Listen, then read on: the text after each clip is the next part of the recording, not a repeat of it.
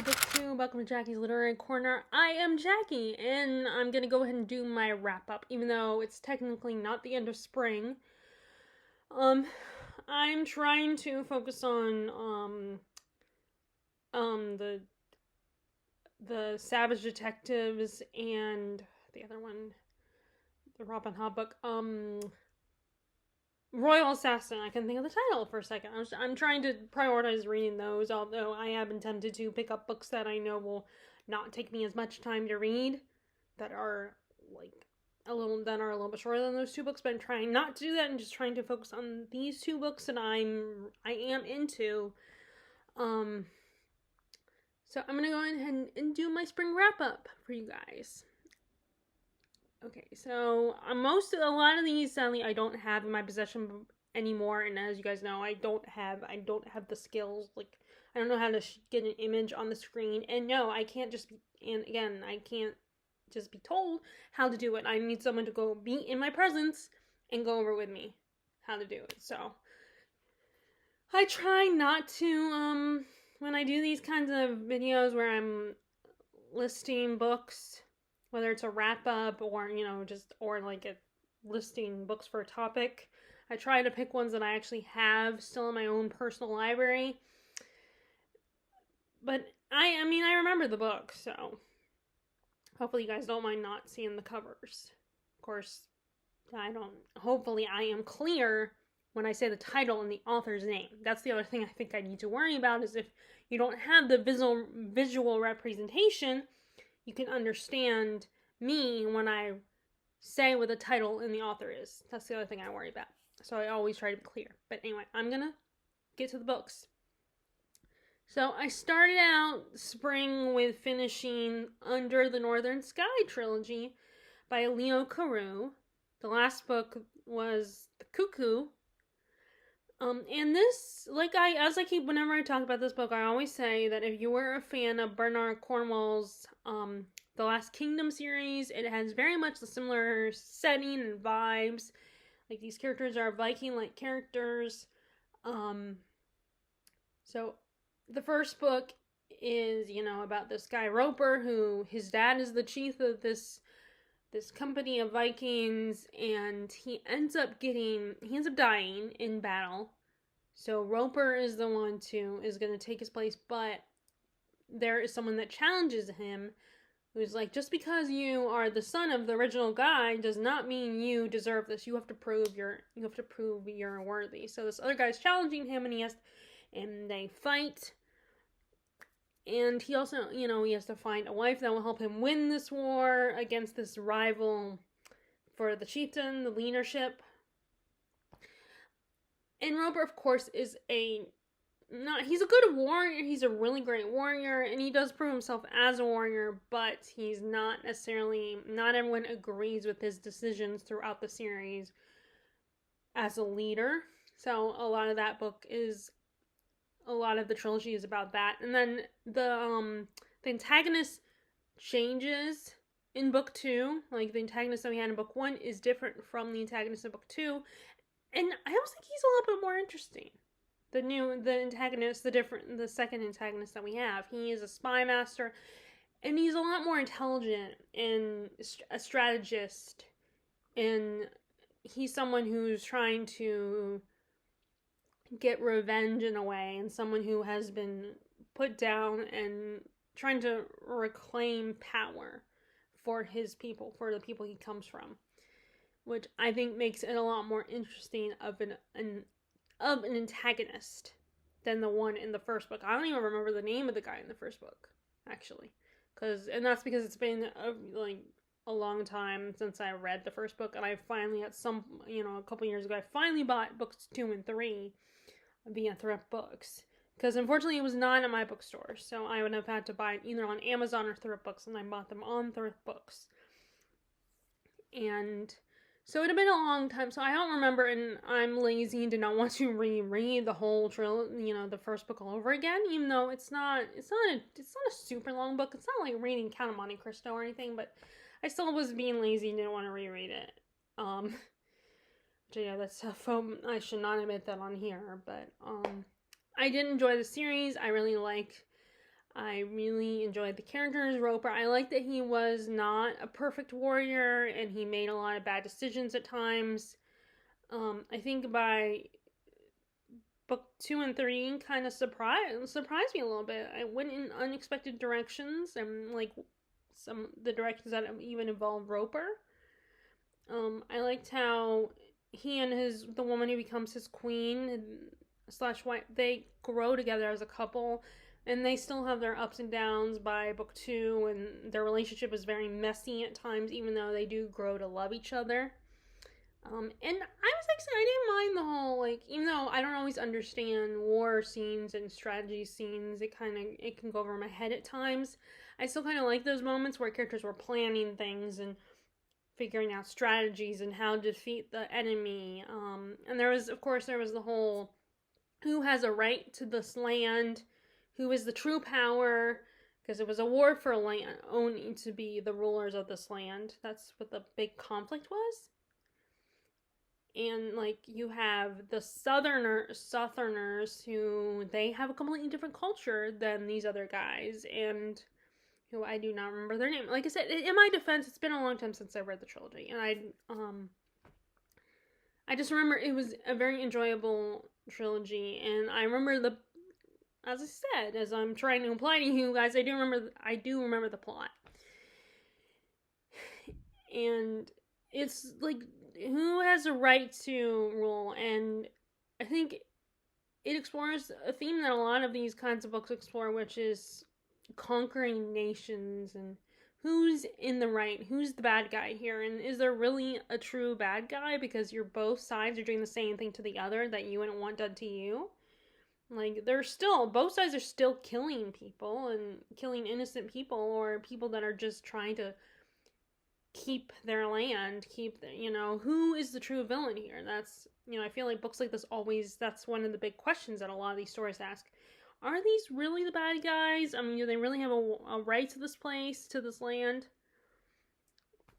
Anyway, again, if you liked The Last Kingdom, I think you'll like this trilogy. So that's Under the Northern Sky by Leo Carew. Okay, and then I listened to some audiobooks. So one of my first audiobooks for the spring was Four Aunties and a Wedding by Jessie Q. Satato. And actually, she has a book that just came out that's very different from what I read in the back description. This is a trilogy, and I've only listened to the first two so I'll also be talking on the second one.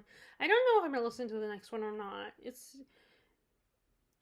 But I mean, maybe I will at some point if I feel like it. But anyway,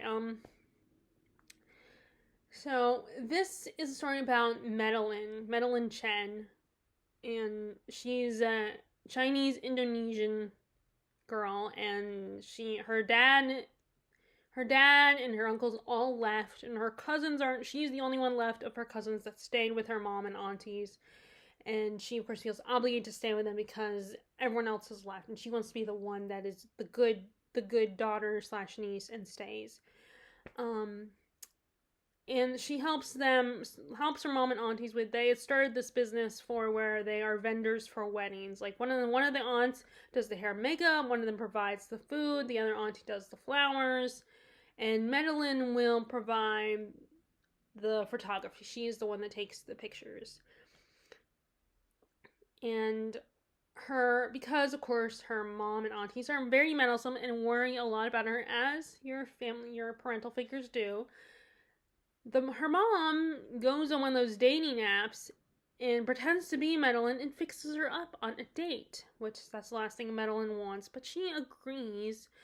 Unfortunately, the date does not go well because the guy got the wrong impression from her mom that Madeline was a little more open, and he ends up sexually assaulting her, and she defends herself, but it results in getting the guy killed. And in a panic and not wanting to give the police the wrong idea and get herself arrested, she goes to her mom and aunties to take care of the body. And what ends up happening, because they can't take care of the body right away, they put the body in a freezer. And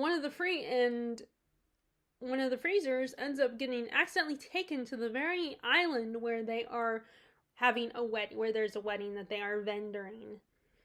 So the rest of the plot is basically them trying to get the body off the island without anyone finding out. And it gets even more complicated because you found out in the beginning of the story that Madeline had a boyfriend in college whom she thought was the love of her life, Nathan, and wanted to be with him forever. But then he was going to go to, I think, New York or somewhere, and she felt obligated to stay with her family and didn't want because because of the type of family that Nathan comes from, who are more classy and sophisticated and upper crust type people. She was worried about how he would feel about her own family, her mom and aunties, who are very different, have very strong personalities. So she ends up breaking up with Nathan. And turns out that Nathan is the hotel manager of the hotel where the wedding is taking place. So she has to also keep this from him and make sure it doesn't mess up his chances of getting a promotion or whatever. I don't remember I think it was promotion or something. Or just maybe making the wedding, making him not look bad.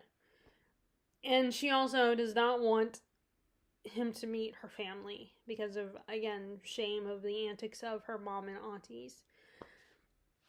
So a lot of hijinks ensue. This is such a crazy, hilarious, really funny story. Like, so much is going on. She's trying so hard to hide the fact that they have a dead body they're trying to deal with. And of course, each of her mom and aunties have very unique personalities. And there's a lot of really crazy stuff going on throughout. And, and I do love her relationship with her mom and aunties. She gets frustrated and exasperated with them. And there's this whole generation confusion and how there's a lot of things about American culture that they don't entirely understand because they're an older generation and they come from a very completely different culture than American culture. And there's a sense of loyalty that Many has in wanting to respect her Chinese Indonesian culture, but then at the same time there are things that her mom and aunties just don't understand. And then her relationship with, I was rooting for her and Nathan the whole time of them to get back together, and he is actually a really great ideal male character. He's willing to listen to her, and he gives her the benefit of the doubt, and he tries to help her in any way he can, and he's a very understanding, very patient guy. And it's just, and they also, for another humorous aspect, they do have this one, like, I don't know if he would be considered a cop or sheriff of the island, but he's just so incompetent and completely clueless. I feel like a lot of these kind of stories, you gotta have that character. And it was so much fun and very wholesome. And like I said, a lot of crazy antics. And I really liked listening to I enjoyed listening to on audiobook as well. That was really fun. And then another audiobook I listened to was The Third Gilmore by Kelly Bishop. So this is a memoir. If you are familiar with the show Gilmore Girls, Kelly Bishop plays Emily Gilmore, the grandmother of Rory and the mother of Lorelai Gilmore. And this, first of all, I definitely recommend listening to this one on audiobook because it's told, Kelly Bishop narrates this book.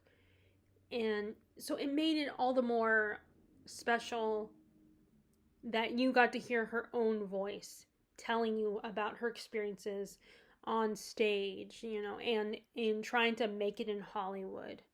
You got to learn how the craziness of Broadway and the struggles to, you're constantly going to auditions. And of course, being a woman, there is the sexism, like there is in a lot of places, a lot of businesses. And especially, I think, in Broadway and Hollywood, there's sexism, I feel like, can run rampant. And there's a struggle for women to prove themselves and to be like, but to also be like, I'm not just a pretty face. I'm not just a sex object. I have talents. Like, I can sing and dance, and I am actually a good actor, and I deserve respect.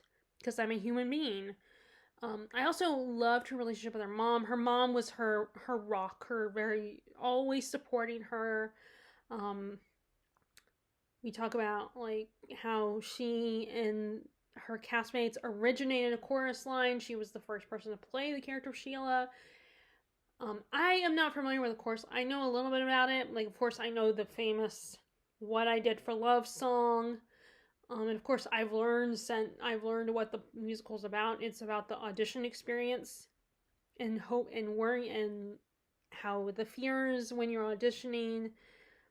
And it was really cool how they came up with this musical, because like the guy, I don't remember the directors or slash producer. I don't know if he was director or producer, but I don't remember his name either way. But he would get his actors together and they would share personal stories, and those personal stories turned into songs that were in the musical.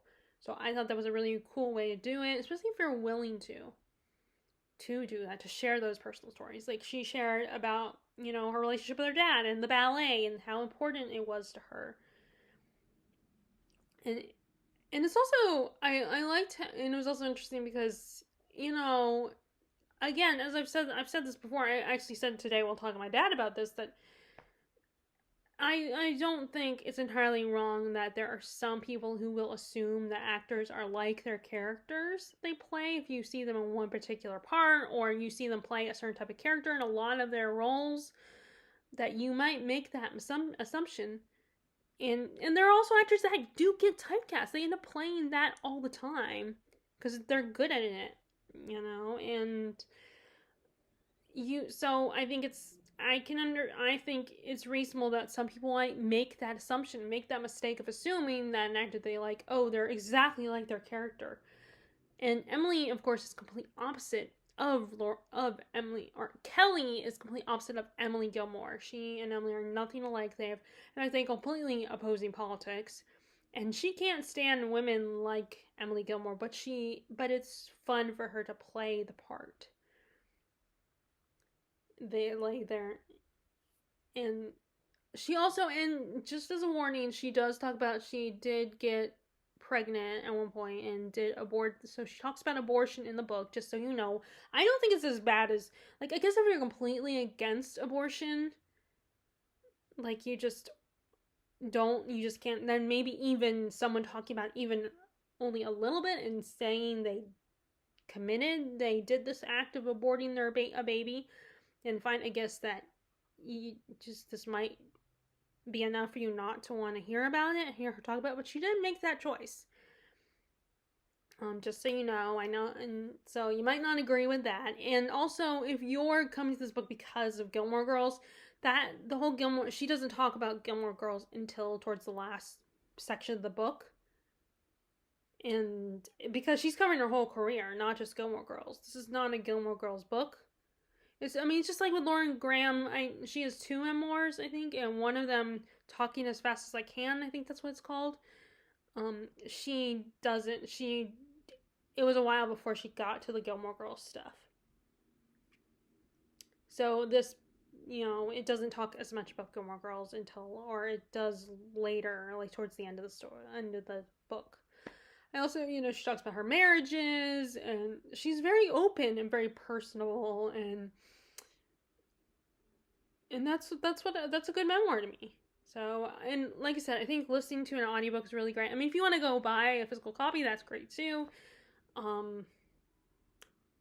But I think because she's narrating, I think that really enhances this memoir and the experience of it. So next, and I finally have a book I can show you physical copy. And that is I read Macbeth by William Shakespeare.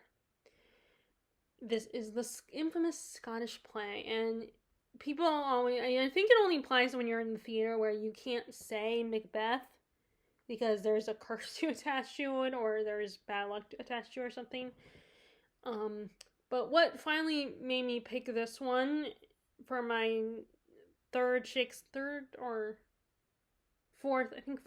play is because my nephew, who's going to be 11 this summer, his school did this play and he was in it. So that motivated me to keep an eye out for this play at the Outpost Bookshop. And it was there. Finally got it.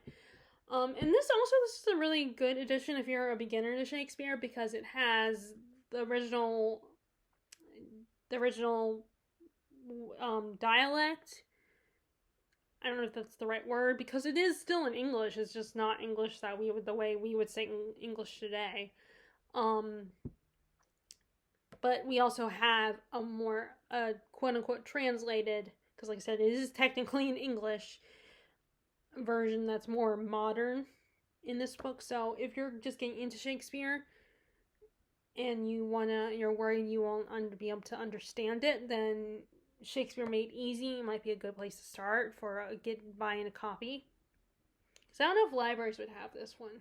I know mine. I've never seen this at mine. Now, of course, I've never seen Shakespeare at my library, but in case you're interested. So in this you have our main character, Macbeth. He serves King Duncan. I think Duncan is the king. And they were in the middle of a war with someone who betrayed them, and they won the war and everything. And well, Macbeth and I do not remember. Let me look at the other guy.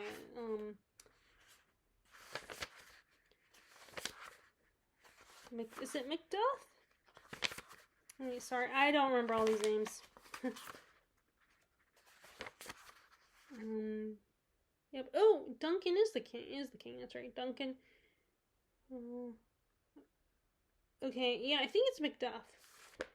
Macduff and Macbeth come across these three witches who prophesize that Macbeth will become king, and Macduff, his sons, will inherit the throne from Macbeth. And the two guys are dismissive of this prophecy. I mean, they find it interesting, but then Macbeth actually reconsiders it and tells his wife about it, and they decide to work together to make sure that the prophecy is fulfilled. And the other characters are trying to figure out what's going on because something happens. I'm trying to talk about it I don't know if I can talk about it without spoiling, and like what is too spoily, because this, of course, is Shakespeare, so it's a lot older. This was really good, and it was kind of cool to read the play I always get excited when I've heard the quotes and people have performed the play and everything, and in movies and TV shows, and just actually reading it for myself. I think that really enhances the experience for me. But it's so hard to talk about Shakespeare plays. Like some stand out more than others for me that I find easier to talk about. Like I could talk about Romeo and Juliet. But not I mean, I probably need to at some point read it again. But it's a lot like just seeing what Macbeth and his wife go through, and seeing how Macbeth is someone that he has a guilty conscience, but he also wants to be king. And he's also that person that, he tries not to be, but he ends up doing bad things anyway. And he doesn't see him. He's like, oh, no, I'm not the villain. And he really is. And his wife ends up having a guilty conscience. It drives her mad. This play also, the witches are also kind of creepy. The three sisters revealing this prophecy is, it's hard because I am not seeing the play, but I do feel like there's a creepy vibe to them.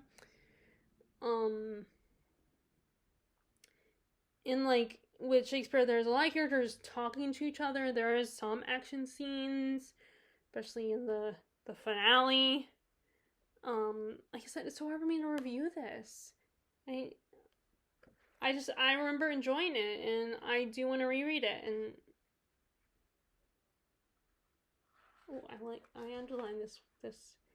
A dagger of mind, a false creation, proceeding from heat oppressed brain.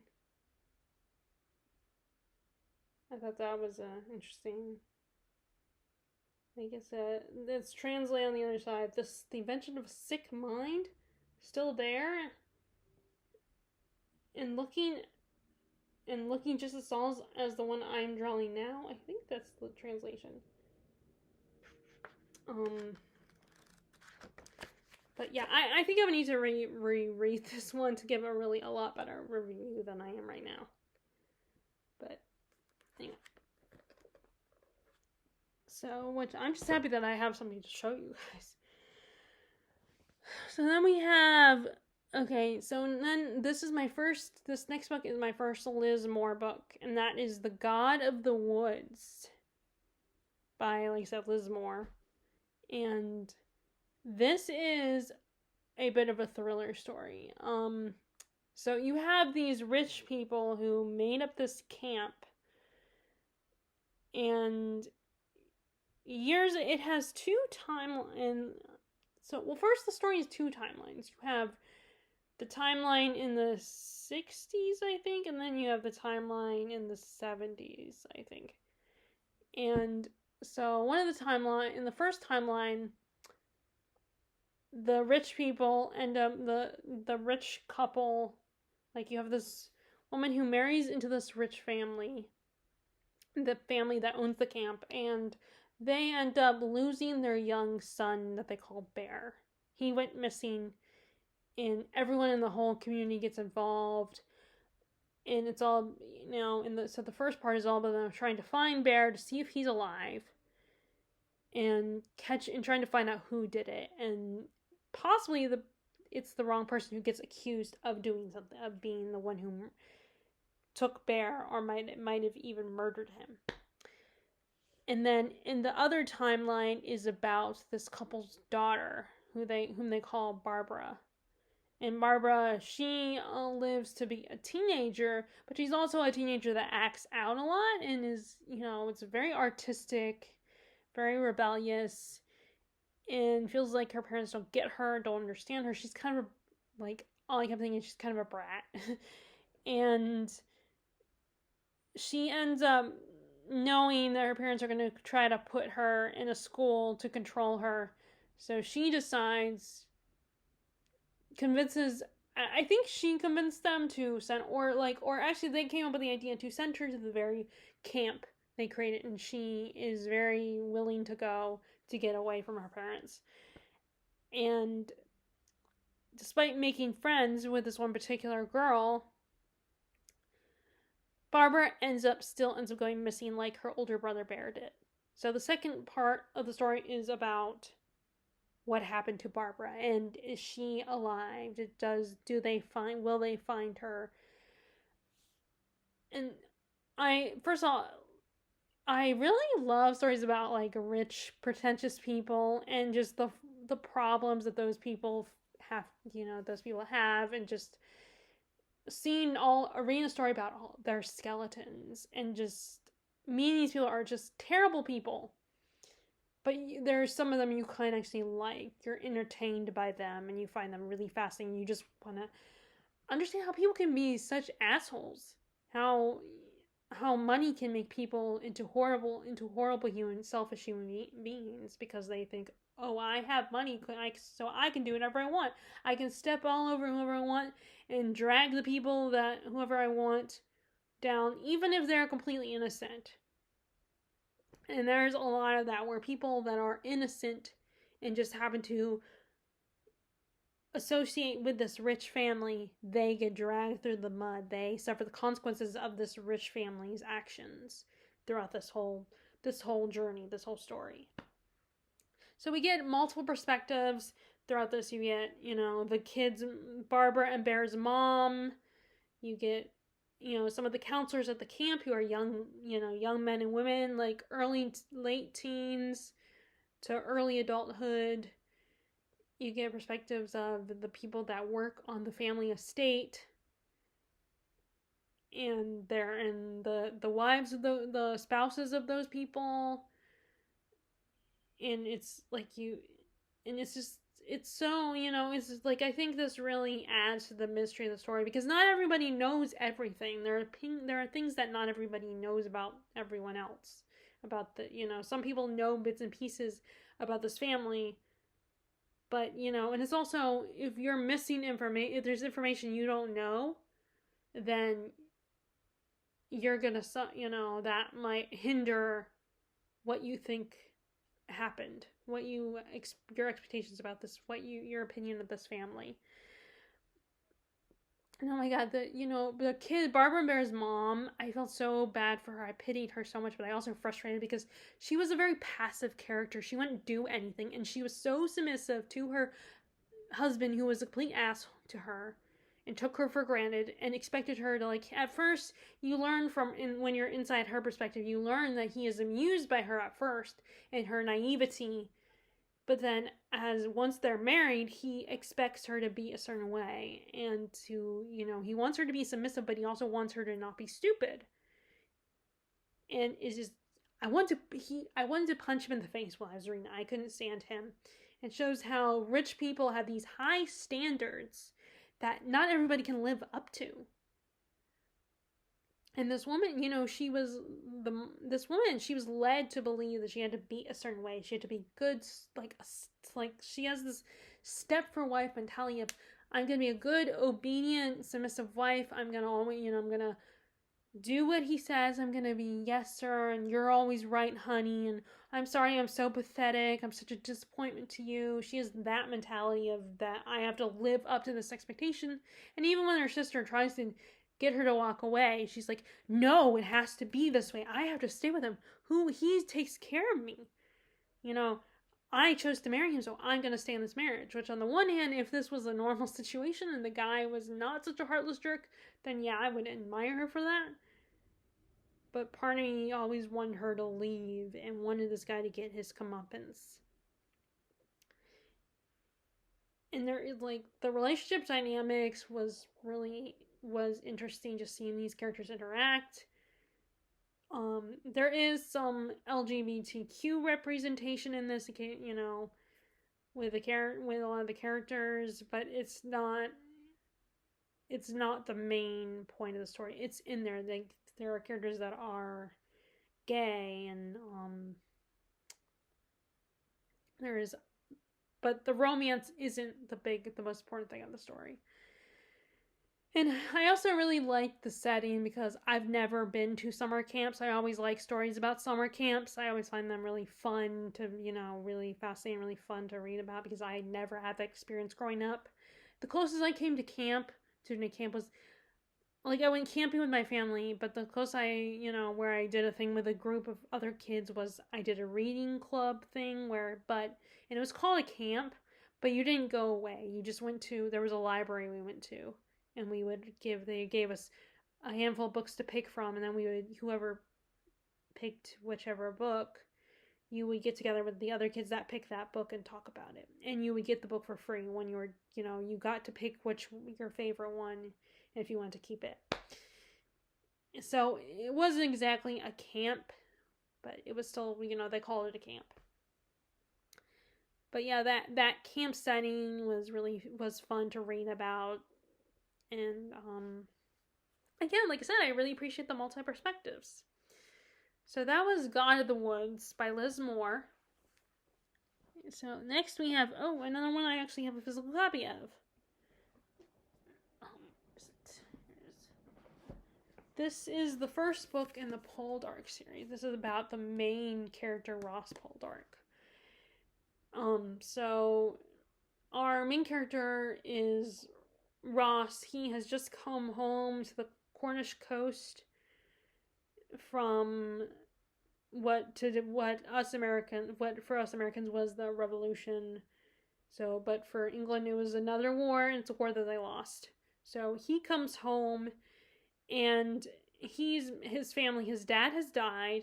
He's lost a lot of his family fortune. They're not Their business is not doing well, and the woman he was going to marry ends up marrying his cousin instead. And actually, the mom, the woman's mother is a lot happier that she's marrying the cousin rather than Ross. And the whole book is about him rebuilding everything, reestablishing his life, recreating his family business, establishing himself as now he's the one running the business.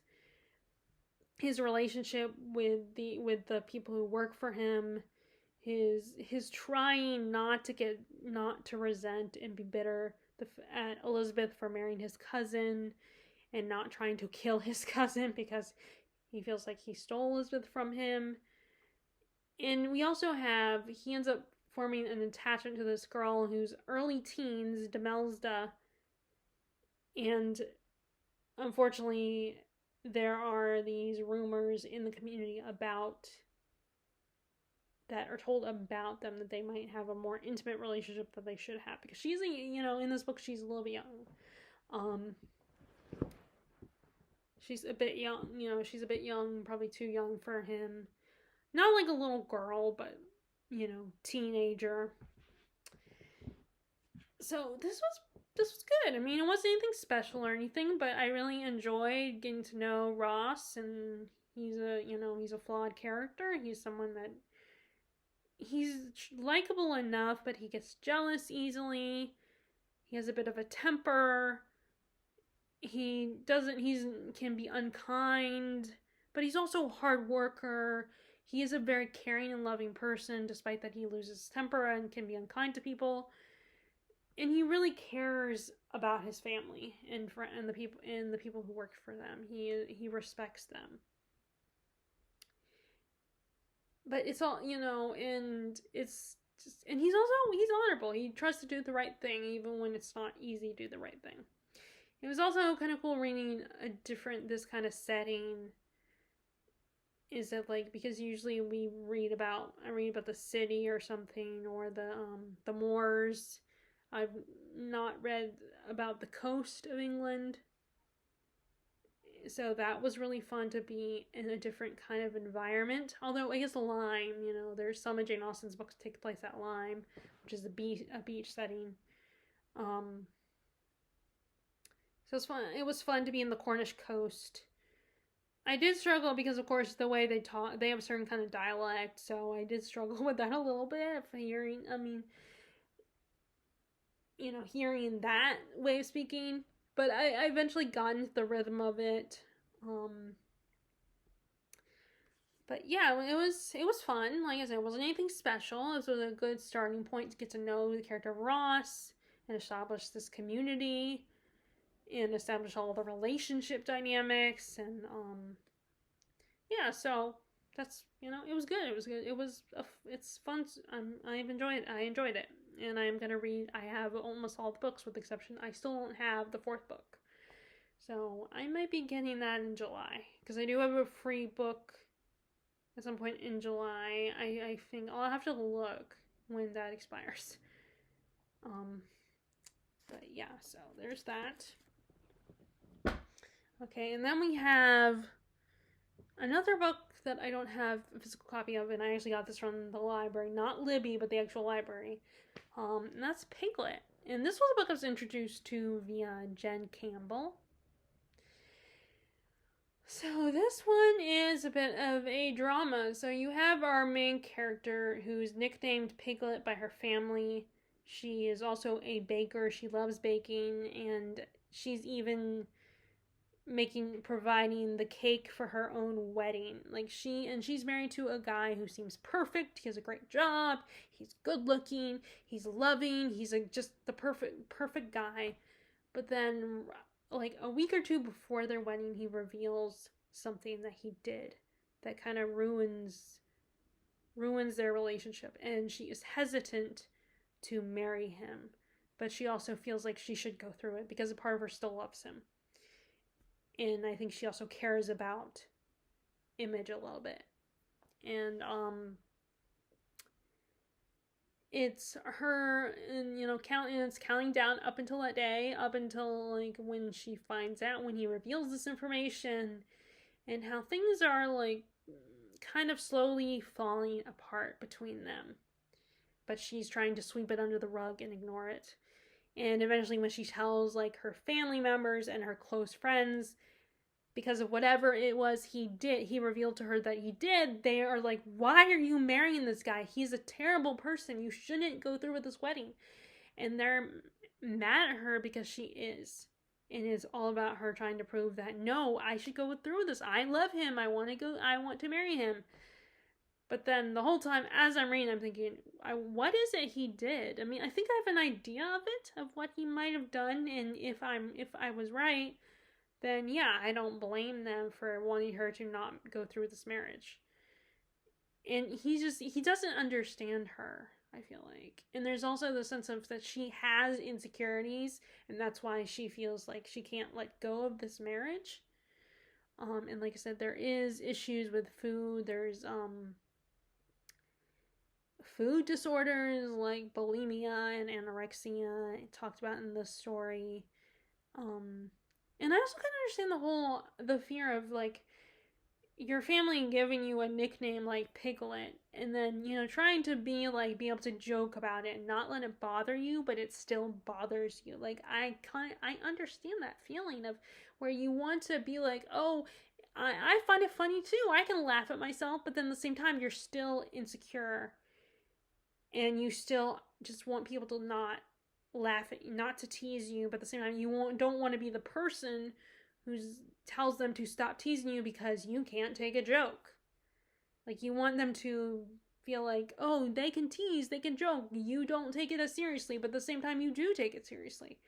And I definitely can relate to that, where I've experienced that a little bit, where my family, you know, they're not mean, but they do tease me sometimes. And I try to be cool about it and tell them, oh, it doesn't bother me. Yeah, you can tease me, but I can still be very insecure. And I feel like that, you know, Piglet is the same way. She's still insecure, and she tries not to let it bother her and be cool about things. But at the same time, it does bother her. And we also get, like, this girl, like, slowly eats away at her. And she feels like she's so struggling to, you know, try to be cool about things and keep things going the way they are. Just stick with the plan of marrying this guy that she loves. And, you know, and it's the big question, is she gonna finally snap? Is she gonna listen to her family and friends? Is she gonna go through with this wedding?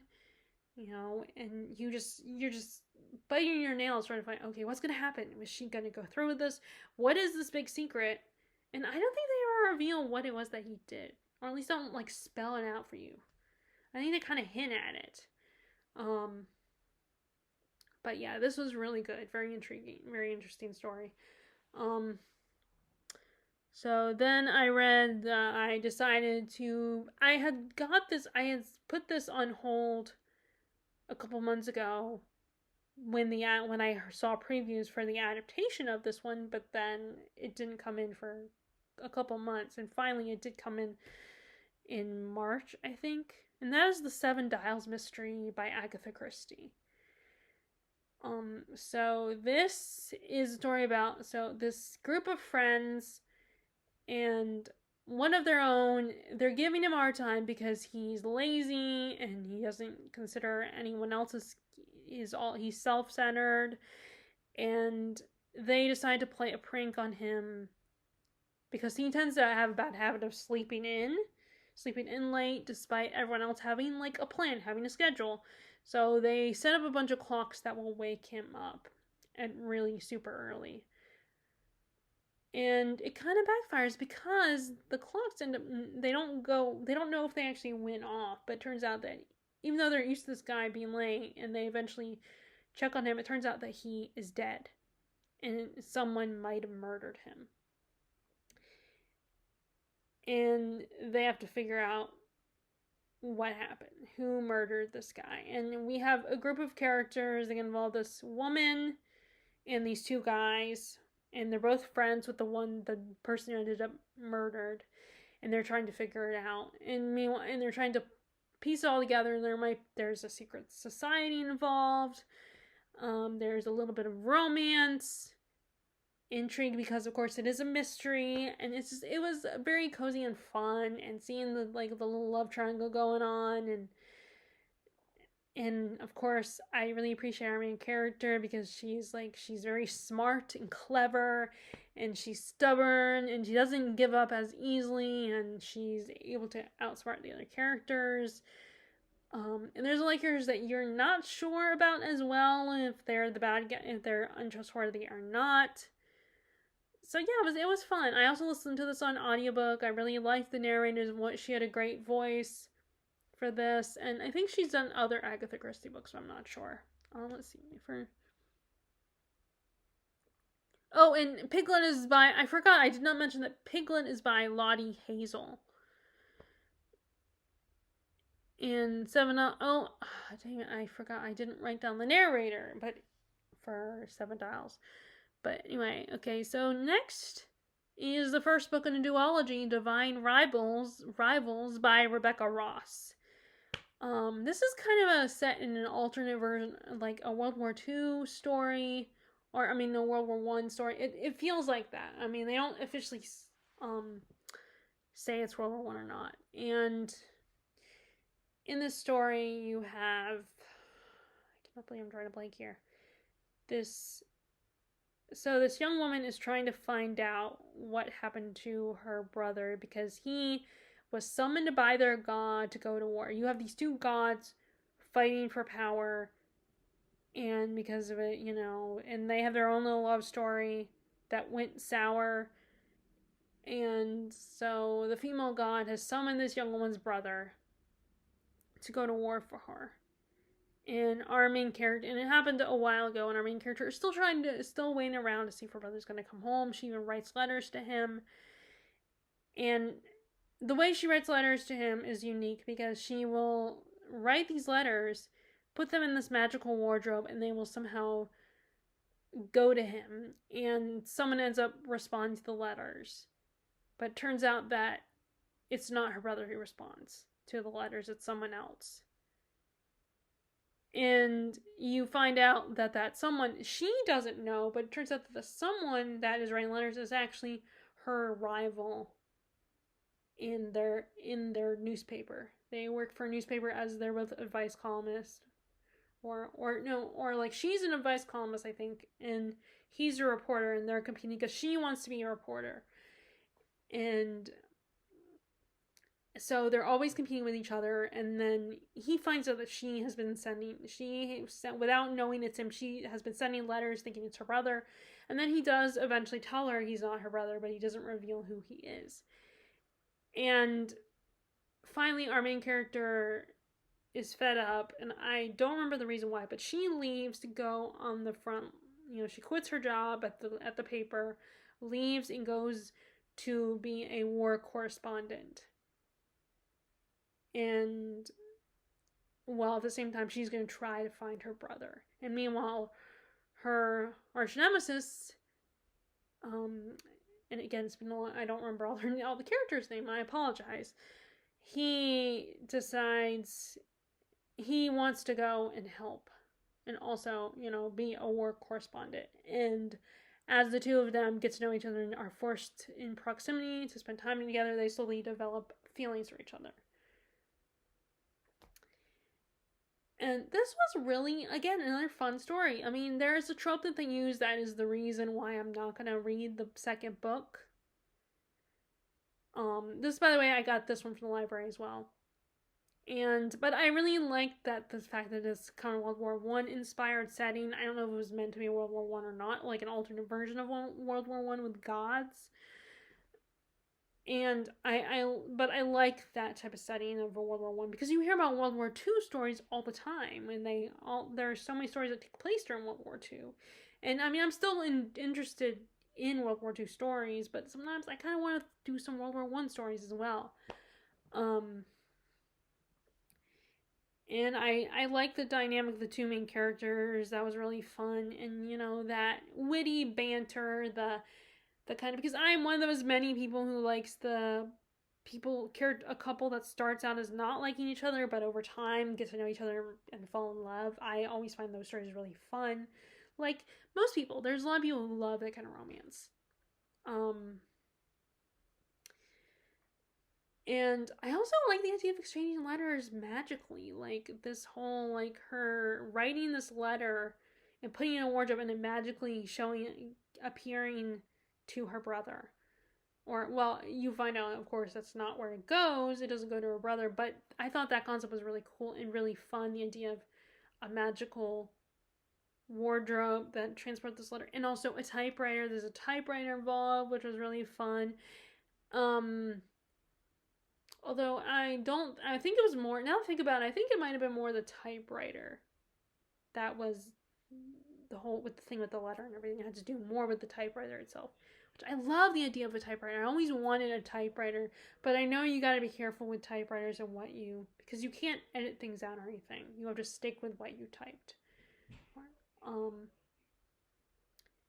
But it's just, like I said, that the idea, like, I love stories where you have some magical aspect or supernatural aspect in a setting that you normally wouldn't, the story normally wouldn't be, when that kind of setting wouldn't normally have magical elements. So even though it's not officially World War One stated, it's more a fantastical version. I always thought, the idea of this being World War One type story made it, that was appealing to me. Also the war scenes were brutal, of course, but that really immersed you in the story and showed you the high stakes of the story. Like I said, how the trope, they're using a trope that I don't like in the next one. One of the tropes I just really get frustrated with. I mean, if it's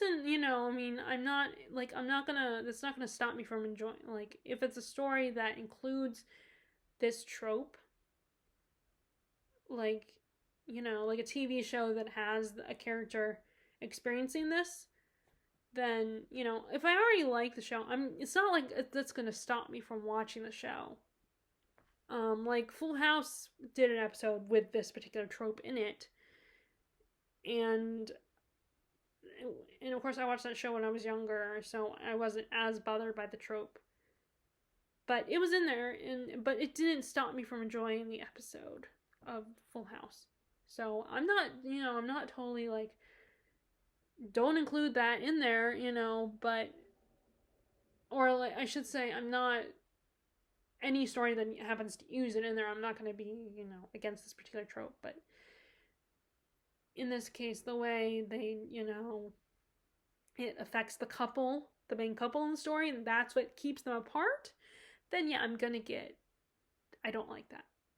And if you read it, you know what I'm talking about. And like other hateable tropes that people hate, there's another trope that most people hate that doesn't bother me as much, but the one that's in that one, I don't like. I also, when the brother does reappear in the story, which is, I guess that's kind of a spoiler,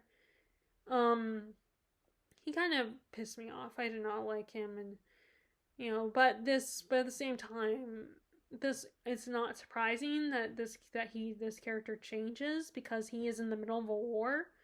So he becomes very cold and hard-hearted.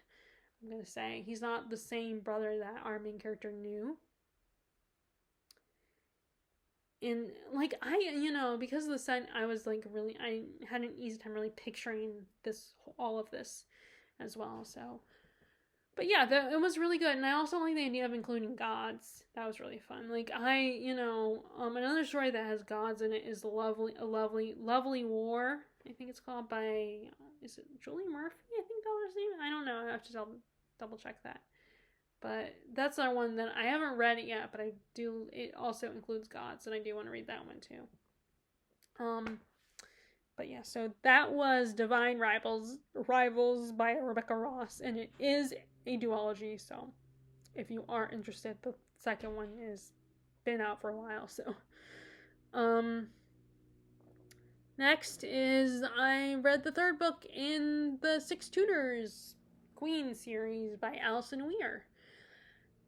And this, like Jane Seymour, it's Jane Seymour, the Haunted Queen, and she is the third wife of King Henry, and she is the wife that's very good and really supportive of her husband and really takes care of him, and she's just a kind person. She's not as saintly, I think, as Catherine was, but she's not as mean and manipulative as as Anne came off. Like, she's not as ambitious as Anne. In fact, at first she didn't like the idea of going through with this marriage, but I think she kind of started to fall for Henry. But she was also a pious person. In fact, she wanted to be a nun. You find out, and I don't know if that's true. There was an author's note by Alison Weir about it, and I don't remember if they said she generally wanted to be a nun or not. That might have been. I would have to reread the note, but I actually don't have my copy of the book because I gave it to my aunt because I'm hoping at some point to get a paperback copy of it. But Jane she's not a super complex person, but she is a good person and a kind person. Like, I still think Anne is more interesting of a character, but Jane is a little more of a likable person. I feel like, and she's also she's very loving too. And she put up a lot. She was scared for a while because she does realize that Henry is his love. There's a cost to his love. And, he's also very much a spoiled child he's determined to get his way. He will show you devotion and love, but once he has you, then he could easily turn on you, or that he's not gonna, if you don't give him what he wants, if he doesn't get his way with you, then he's gonna be pissed. I mean, the whole thing with Anne, that was part of what was wrong with him and Anne in their relationship. They were too much alike, in my opinion. And Jane, I admire Jane, what she deals with and what she puts up with, and she is a very strong person, and she is very loyal to her family, even when they do things that most people would be like, "What the hell is wrong with you?" There was something that her father does that I'm like, I felt so bad that the family had to be okay with it and ignore it and sweep it under the rug and pretend like it didn't happen. And just be like, this is how it is. Of course, all the men in her family, being a modern woman, I couldn't help but kind of not like them as people. I mean, not all of her brothers. Some of her brothers I liked. But, she had, 3 brothers, I think. And some of them, of course, being men of this time, they got away with a lot. And as a modern woman from the 21st century, yeah, that kind of bugged me a little bit. But, of course, you got to read this from you got to put yourself in the mindset of a medieval character, of someone from this time period. And just accept that that's how men were. And all the other ones, you have the setup of you get to know Jane before she met Henry, what her life was like before, her relationship with her family, just like with Anne as well. With Catherine, you don't get to know her as much. I mean, you get a little bit, but you don't really get to spend time with her outside of her marriage to Henry. It starts with her marriage to Henry, or at least her going to her marriage, it starts with her marriage to Arthur, and then we go into her waiting to marry Henry. So we don't really get to know her outside of her being betrothed in her childhood before she got betrothed to Prince Arthur and then eventually married Henry. While with Anne and Jane, you get to know them outside of their relationship to Henry. You get to know that, what their lives were like before, what their ideals and dreams were before Henry, before they became Queen of England. So I wish we had seen Catherine before, her life before. But maybe her life isn't as interesting as Catherine's or Jane's. or I mean, maybe her life isn't not Catherine, as Jane or Anne's lives, because Anne goes to the French court, and she's very provocative woman and very independent, and has very strong opinions about things. And while Jane, she wanted to be a nun, she was a good person, she was kind, she had a really sweet relationship with her brothers, at least one of them anyway, and she was just a good, kind person. And it's amazing what a woman put up with back in that day. And so you get to know them, while Catherine you don't get to know as well as I would like to.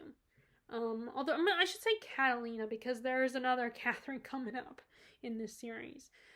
There might be, is there two? Or I don't know, there might be two more. I don't know. But yeah, I think there might be two more. I don't know. I have to think about that. But yeah, it was a good book. I liked getting to know Anne a little bit, or Jane a little, getting to know Jane just like we got to know Anne, and find out what her marriage is like. And she's the one who gave him a son, so she did a lot better than Anne did, and Anne or even Catalina did. She actually gave him a kid. And I think that is why he loved her above the other two. Why their love actually worked out in the end, despite the fact that there were some messy aspects to it. And there were times when Jane was not happy in their marriage. But there was a lot of good in their marriage too. And more happiness than what he had with Anne, I think, in my opinion. So then we have The Lost Metal by Brandon Sanderson. This is another last book in a series. So this is the Wax and Wayne series, where it's kind of a buddy comedy type story. It takes place in a setting that's kind of like the Industrial Revolution, the Old West type setting. And it's a 4-book series, and The Lost Metal is the last one. And I really like the arcs of all the characters, how they come into their own, how they mature as characters. Although I feel like The Lost Metal is more of Wayne's story than Wax's story, because I think Wax, by the 3rd book, has really come into his own, and he's in a very good place, a very mature place in this last book, while Wayne is one who's still experiencing some growth in this one. Wayne is very funny. I can understand why some of his humor might be annoying at times. But I think he's more likable, still can be more likable because he's funny. And he's very snarky and sassy. And there's times when he seems like a complete idiot, but other times he comes off as very wise. Like, there's things he understands that Wax doesn't. Like, and he really cares about Wax. And he, like I said, this last book was really his story, I think, and his arc. Mary Say also, I still don't know if I'm saying her name right or not, but she also finally finds her own place without her. She's not devoted to Wax anymore, and she's trying to be a good cop and do her job well and stick to her principles, but also find her own path and realize that it's finding a compromise and sticking to her principles, but at the same time, like, doing her own thing, and realize that she doesn't always have to follow the rules. And also the adventure and the mystery of it all, and secret society, and how it got personal for Wax because his sister was involved. And the idea of, once again, do the rich people deserve everything, and that rivalry between the classes and who deserves the Allomantic powers or not.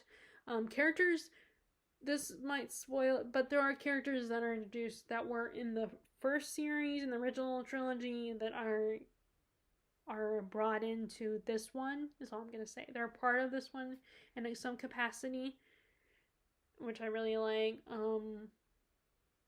Also, I like the idea of looking at having a god and having faith in your god, and why would God let all these bad things happen to people? Why would he let people die? Like, you think you're all powerful.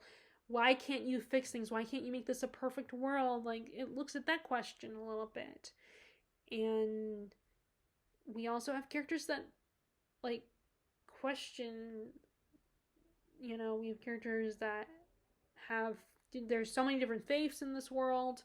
Once again, there's a lot of fun things they're doing with the magic system of the swallowing metals, and with the fact that now we're introducing guns in the story. That really is intriguing, and seeing what you can do with that, because having the ability to control metals, it raises the stakes a little bit. It makes this world even more dangerous. And it's a fun series. Like, I enjoyed it. I probably like it better than most people do, but I still, I still like the original trilogy better, and I do feel like I need to reread it at some point. But I had fun with this. I like the character dynamics. The bad guys weren't anything special, but they were still pretty good. And I like how we explore the Allomantic powers without spending time having to explain them anymore, because of course Brandon Sanderson explains them in the original trilogy. I mean, I still was a little lost at times because it's been so long since I read the original trilogy. But yeah, it was fun. It was more an adventure story and buddy comedy kind of story. Okay, so then this is, where I started getting back into my Asian literature. So first, I read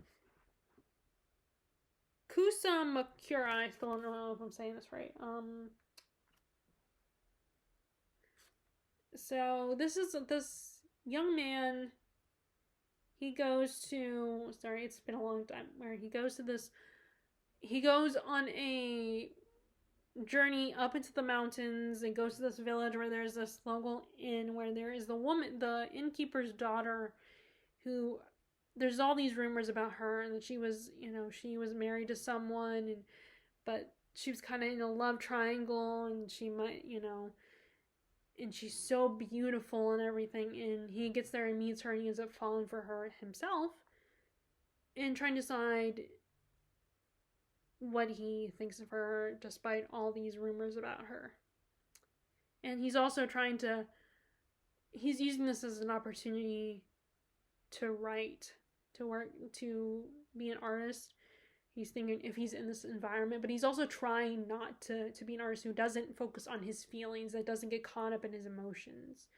Like, he's trying to be a non-emotional person. And Naomi, the girl, just does not get how he can do that.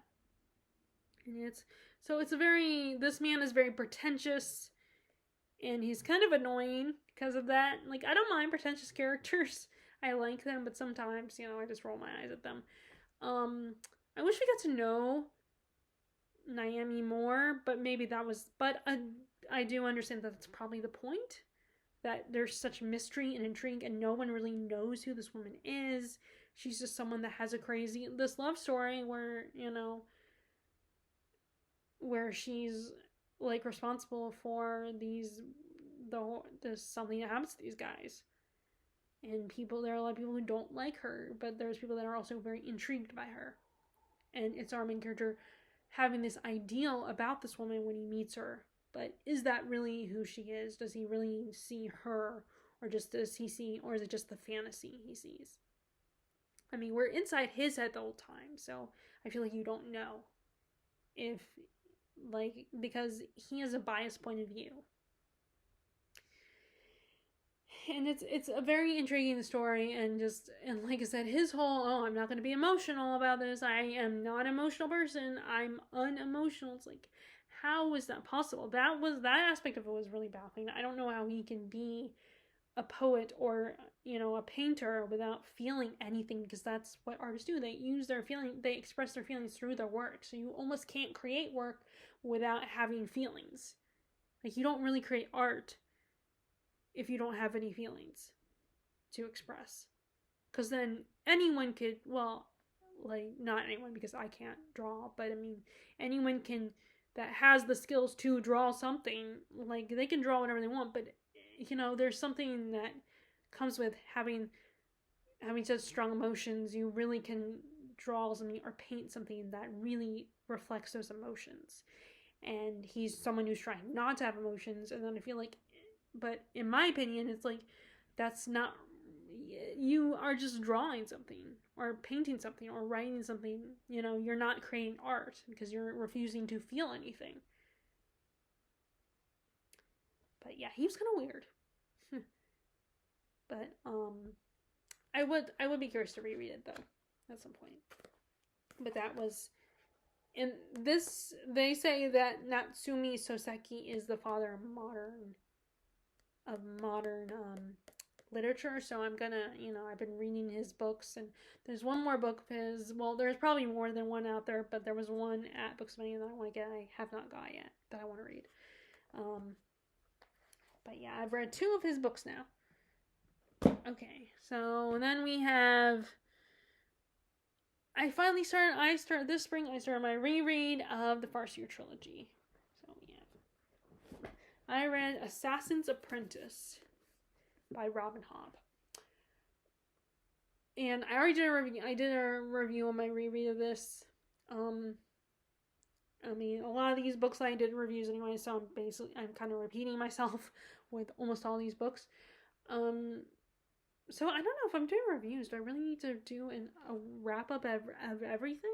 I don't know. I might not do wrap ups anymore, unless you guys really like them. But you know, I mean, maybe I should stick to only select few books I do reviews of, and then mention and do a wrap up mentioning all the books I read, but only talk, you know, like, not talking so much about everyone because I've already done a review.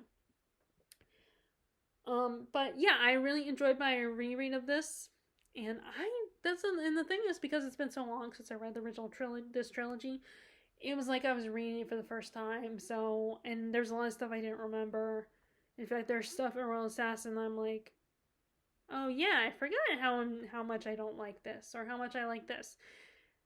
Like, the whole Fitz and Molly love story just annoyed me to no end. And you know, I know most people are mad at Fitz, but to me, it's more Molly that's the annoying one. I mean, I'm not saying that Fitz is Mr. Prince Charming or whatever, but like, he's kind of an idiot. But Molly annoys me more, surprisingly. But she's not as much in this book. She's more involved in book 2 in Royal Assassin. So she's this one, because Fitz is a lot younger, is like, starts out as a 6-year-old, and then we see him until he's like his preteen years. And yeah, most of my feelings are the same as I said the first time around when I read this trilogy, where I really like his relationship with Shade. Sometimes I like his relationship with Burke, other times not so much. I think Burke can be really hard on him. And I'm not as annoyed by being in the head of a young boy, as a teenage boy, as other people are. It doesn't bother me as much. I think it's realistic, and I mean, I get frustrated. It's not that I don't get frustrated. I do get frustrated with Fitz, but you know, this is a coming of age story. It's, you know, he's no different than a teenage girl who can be incredibly annoying because they're so immature. Like, I mean, in fact, there's a character in Live Ship, the first book, Ship of Magic, that annoys me more than Fitz. That is like this character is such a little brat, and I cannot stand them. But it's the same situation where they're a young kid who thinks they know better, and they don't. They have a lot of growing up to do. But that character is 10 times more annoying, than, at least for me, than Fitz. But it was really fun to, you know, reread this and be in Fitz's early days and see him discover the wit and the skill. And like, I really enjoyed this. And it's, you know, again, this is probably my, you know, I'm also using this as a way to get back into reading more fantasy, because as you can see, I've been kind of expanding my horizons, not reading as much fantasy. But anyway, so this is fun. I enjoyed this reread. Okay, and then we have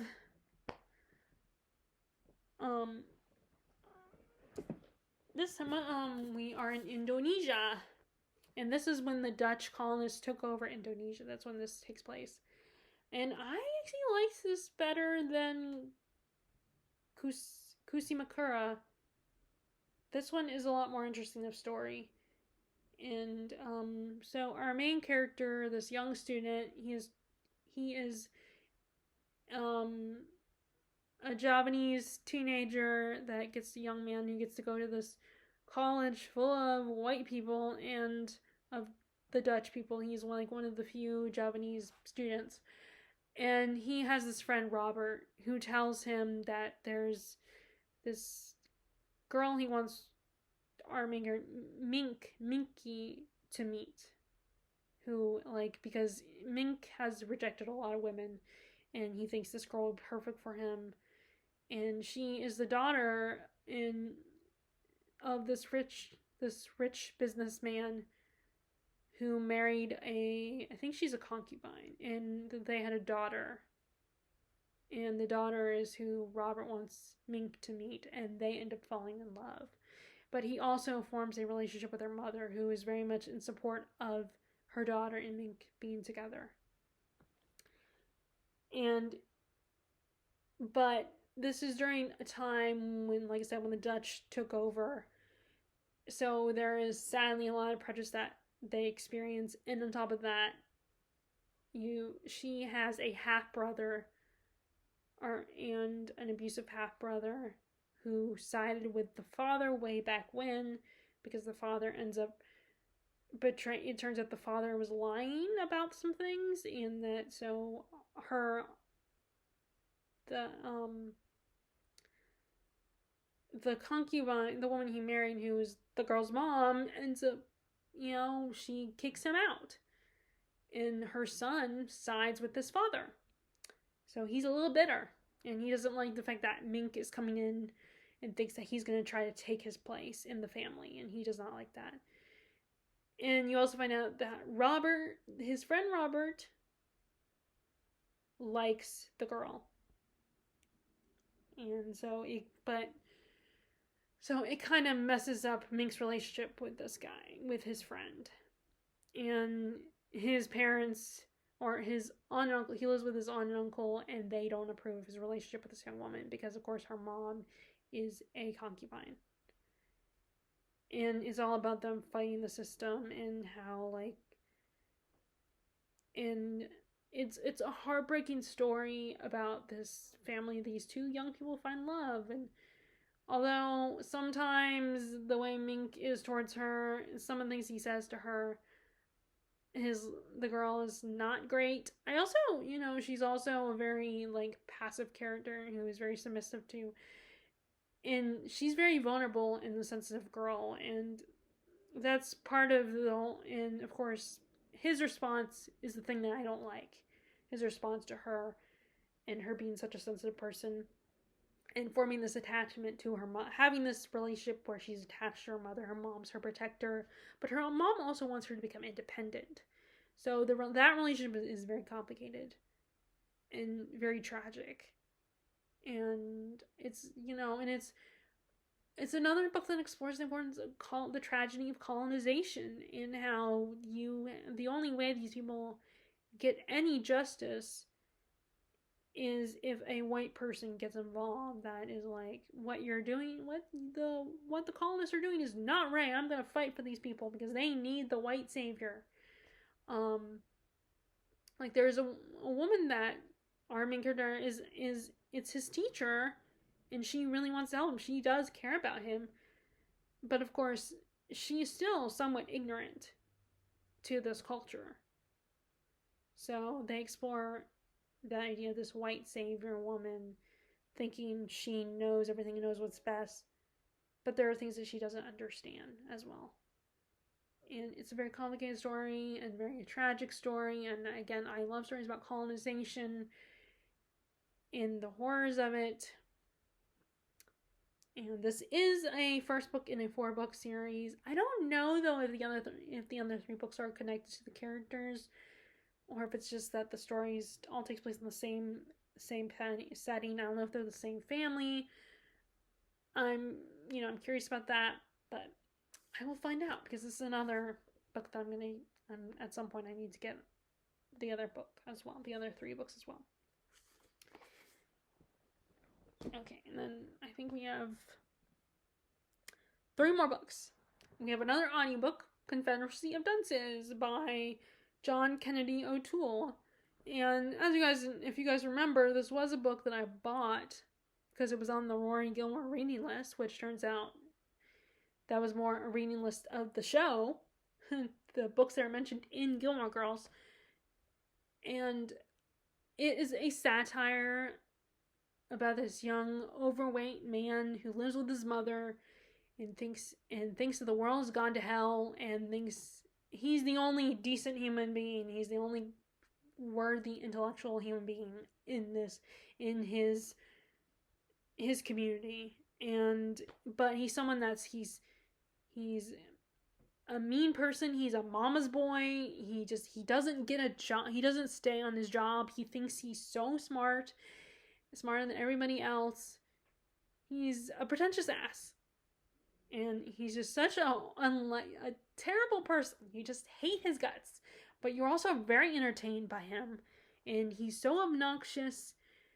And you just pity his mother and the people that have to put up with him. And originally I had a physical copy of this, but then I decided I wasn't interested, because being in the head of this guy was incredibly annoying at the time when I first attempted to read this. And yes, and like I said, it is satire, so he's supposed to be hateable. He's supposed to be obnoxious. And that obnoxiousness is supposed to be what makes this book so entertaining and such an interesting story. Well, I listened to this on audiobook, and that really helped me appreciating this guy's head. It's also about this community of a variety of different types of people. And their interactions with each other, including our main character, Ignatius P. Reilly. And it's like you want to smack him and shake him, and just because he thinks he's so superior than everyone else, and you just couldn't stand him, and it's like you just want to smack him, but at the same time you just realize his ridiculousness, his arrogance, his feeling like he's so much better than everyone else, and in his thinking that, you're all beneath me and I deserve better than this and I should be treated like a king. That mentality is just drove me nuts. But it was also is very funny, because it's like, he's such a loser, but he thinks so highly of himself. He's just, and it's also, I also like exploring this community of the different types of people and seeing how they interact with each other, as well as Ignatius P. Reilly. And just, there's this found family aspect to this community with all the other characters. Like, there's affection that they have for each other. There's also, like, they don't always get along. They often can't, they often fight with each other. But it's, without Ignatius P. Reilly around, then I think this community would do a lot better. I mean, they might all agree that he is annoying and that he's, maybe they'll miss him. They probably wouldn't miss him if he was gone.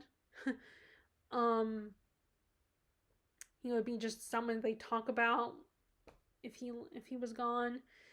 And it's just, it's like I said, it's a satire, so it's very entertaining, but it's also, he's an annoying character for me. And I don't know how to respond to satire. I don't know if it's okay for me to be mad and annoyed. I mean, like I said, when I'm annoyed, I don't mean it's a bad, terrible book. I mean, it's just, I don't like him. I don't like being in his head. And it's like, but it's a satire. It's supposed to be kind of funny. You're supposed to laugh. So is it like, is it wrong for me to not want to be in this character's head all the time? I don't know. Like, I don't know how to react to satire. So it's a very interesting experience. I do think audiobook, like I said, I think audiobook, just listening to the story helped me, be inside this character's head and not mind it so much. Okay, and then I did reviews for these last two books we have. So first we had Megan Church's The Mad Wife. And this was so good, just watching this woman obsess over this new neighbor and just falling apart and not knowing if she was crazy and delusional or if she was right and there was something wrong, and just seeing the tragedy of her story and wondering, like, and how she's kind of neglected by her husband, and this whole, as modern readers, you can assume that it's probably postpartum depression that she's experiencing, and because it's about her, she had a son, and then she has a daughter, and she just, the idea of her relationship with her daughter is like, it's harder for her to have really a strong bond with her daughter, and you can assume that she's probably going through postpartum. But of course, back then in the 50s, they wouldn't know about that. So when she sees a doctor, she just take some medication, here's some pills, happy pills.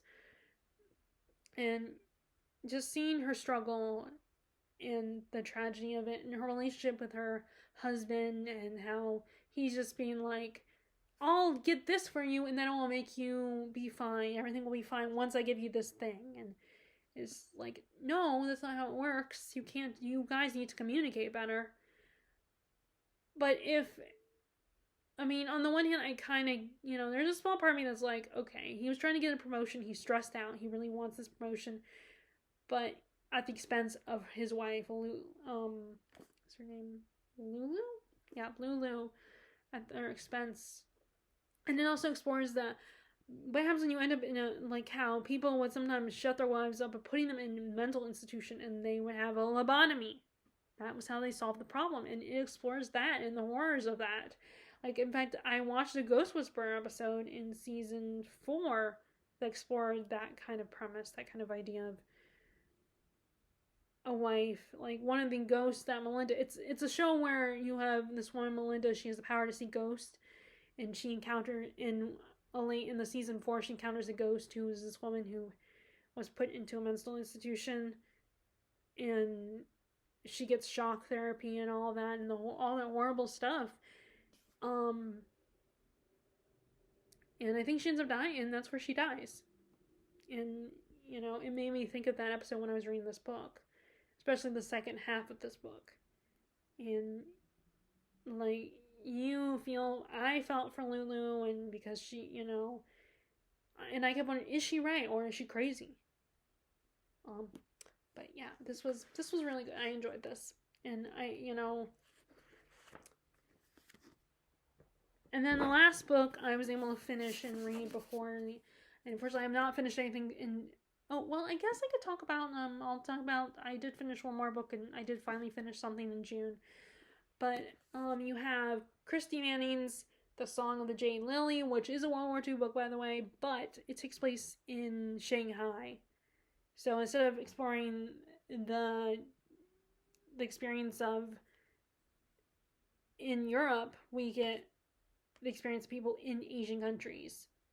And this Jewish family who comes to Shanghai because they're told that they'll be a lot safer there in Shanghai. But turns out maybe not so much.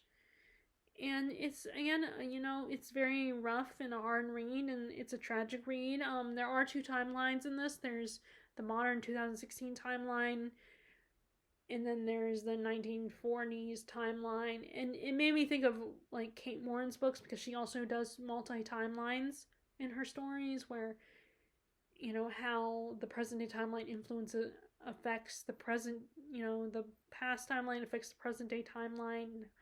A person piecing together what happened in the past to figure out answers about their life in the present day. And it's very tragic, but it's a bittersweet story. There is a love story in there, a love between friends, and a love between a man and a woman. And it's very tragic. And like most World War II stories, if not all. And, like I said, I appreciate that it was in Shanghai instead of someplace in Europe. Also, all the talk about food, like at one point in the present day timeline, our main character of the present day timeline gets a food tour of Shanghai, and that made me hungry. so this was, this was so good, very sweet, a very tragic story, but and I definitely was more interested in the past storyline than the present day storyline. I mean, I wanted to know what answers our main character, the present day storyline, what answers what she's gonna find, but like I said, I was more interested in the past storyline and how that was gonna turn out because, of course, but they inform each other, obviously. But yeah, so I really enjoyed this. This was a great, World War II story. And then I do actually have one more to talk about, which is I listened to Dragon Teeth by Michael Crichton. This was published after his death. And like his widow found the manuscript and decided to publish it. So it still has paleontology and just dinosaurs involved, but this one is a lot more focused on these characters, like paleontology in the time of the Old West and the dangers of it. So our main character is a young Yale student, Johnson, and he makes a bet that he's going to go on this trip with this famous professor, Professor Marsh, who is kind of an arrogant, pompous, but he is very particular about who he brings along. And our main character convinces him to let him come because he tells him he's a photographer, although he's not actually a photographer and he has to learn to be one. And within a week. And it turns out that Professor Marsh, his rival, is a Professor Cope. And him and Cope have been competing with each other and spreading rumors about each other for years. And Johnson gets mixed up in that. And Marsh thinks that Johnson is a spy for Cope. When they get to, plan is to go out west. So when they get to Cheyenne, Johnson gets left behind because, of course, Marsh thinks he's spying for Cope. And coincidentally, Cope finds Johnson and takes him under his wing. Because, Marsh already thinks Johnson is guilty. And so Johnson goes along on this adventure. And they discover these fossil bones. And it turns out, in particular this one, really big, I don't remember what kind of dinosaur it is. Including the teeth. And they find so many bones that Johnson ends up being left, like, they have to leave half of them behind as they're heading back. And Johnson agrees to go back and retrieve the other half of the bones with a couple of members of the group, including Little Win, who is a Native American who is their guide. And the book is all about, yes, it has paleontology, and it is based on these guys, Marsh and Cope are real people, and they really were rivals, for who would find the most bones, most fossils. But there's a lot more focus on the Old West and this setting, and these characters trying to survive in this setting. Like I said, Johnson has to go on quite an adventure just to bring the other bones back. Even though he didn't even want to do this in the first place, he was only doing this to prove to his own rival, to prove himself and prove that he could go on this adventure and survive it. And so there's the environment, being caught in the middle between these two professors who are spreading all these rumors about each other and competing and at each other's throats constantly. It's about, how demanding it is to dig up fossils, because you're spending most of the time just digging in the horrible heat, and you're not gonna find, and there's no guarantee you'll find anything right away, and then encountering the Native Americans who are trying to protect their land, right, which is originally theirs, even if it means they're gonna scalp you and kill you and not remain peaceful. And the white settlers who come along, taking over and destroying this land and just this war between them. So and then also the different people he encounters in these environments, not just the white settlers and the Native Americans, but also the cowboys, and like his life gets threatened quite a few times. And there are some historical figures, not just Cope and Marsh, but Calamity Jane comes in. He crosses paths with her. There's also Wyatt Earp, and there and it was actually kind of fun, but it was slow at times. There were parts when it felt very slow and tedious. And seeing the antics of, seeing Jon have to deal with this. And also, he was a character that you sometimes just roll your eyes at because he's so arrogant. And this is his story of his coming of age. I mean, and of course, Cope and Marsh are worse. And they're more annoying because they don't care about anyone else. I mean, Cope is a little bit nicer and more considerate. He's more personable, but he has a bit of a temper. While Marsh is paranoid, he doesn't trust anyone. He thinks he's the superior one. He's the one with the expert knowledge. He spread some pretty cruel, hateful rumors about Cope. That he's a murderer, and he's all this horrible. Like, Marsh is like Cope, I don't mind so much. And it was really cool to see people like Wyatt Earp involved in the story. And there's, it, like I said, there were times when it felt kind of long, especially like, Crichton wants you to get step by step of this experience. He really wants to spend time in this environment, wants you to get to know the environment and really understand paleontology and what it entails. And that can be kind of meandering and, tedious and not always appealing. But it was, it still was adventurous and it was also informative. Like, what is also tedious about this is also very helpful to help you understand paleontology and what it's like. And, you might have this fantasy about being an archaeologist, but then the reality hits you, and it's not as easy, and it can be hard and, not as glamorous. And I think that's what Michael Crichton reminds you of, that it's not glamorous. And it can be hard to do. And of course, this is a different time period where they don't have as much technology and as many of the tools that that I'm sure our paleontologists have today to dig up these bones. And it was fun being in the Old West and these old West towns and the grittiness of it and the dangers and how you can't trust anybody. And there's really no law in this environment. It's every man for himself.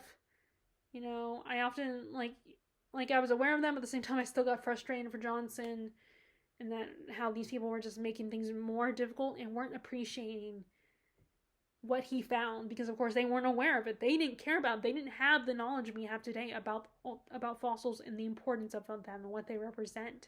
So they didn't appreciate them, and they just thought that they were rocks. They were just rocks.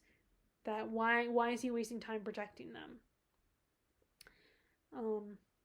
But yeah, it was fun. I mean, again, I'll say it again, it was slow at times.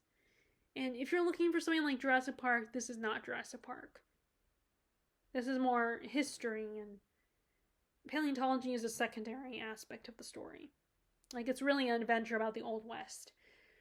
And it's not as exciting or action-packed as, but there is still action, and it's still fun. And I did listen to it on audiobook. In fact, maybe that will make it easier for you to get into the story because you're hearing someone telling you the story orally, and it might make the slow parts easier. And it was really cool. I mean, and I enjoyed consuming another Michael Crichton book, even if it was published after the fact, and he might not even wanted it published. But anyway, so that is Dragon Teeth by Michael Crichton. So that's the last book I finished. Like I said, I'm still working on Savage Detectives and Royal Assassin. I'm trying to focus on that and not worry about trying to get another book finished before the end of the month. It's very hard because I don't like things hanging there. waiting. I like it feels more comforting when I have something finished, which is, audiobooks really help with that. But anyway, so that's my spring wrap up. I hope you guys enjoyed it. And I hope you appreciate, have you read any of the books I read? Did you like them or not like them? And I hope you enjoy whatever you're currently reading, and I will talk to you all later. All right, bye.